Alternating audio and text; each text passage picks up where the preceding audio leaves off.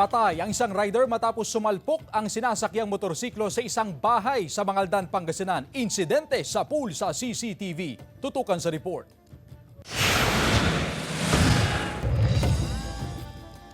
Hindi na matutupad ang pangarap na maging pulis ng 23 anyos na si Patrick Simanes, isang criminology graduate. Nasawi si Simanes matapos sumalpok ang minamanayang motorsiklo sa isang bahay sa Barangay Bantayan, Mangaldan, Pangasinan noong Linggo, September 8. Makikita sa kuha ng CCTV camera ang tindi ng aksidente. Nagtamo ng matinding sugat sa ulo at iba't ibang bahagi ng katawan ang biktima. Patuloy na inaobserbahan sa ospital ang angkas ng biktima.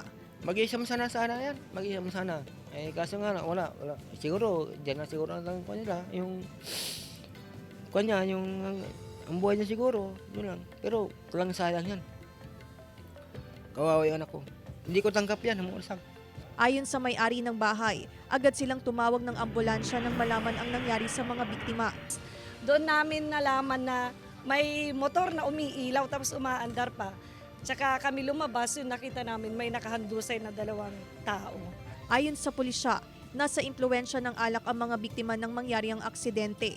Wala rin daw suot na helmet ang mga sangkot sa insidente. Sana po dahan-dahan lang yung defensive driving na lalo na po paggabi para maging visible po tayo. Yung reflectorized base.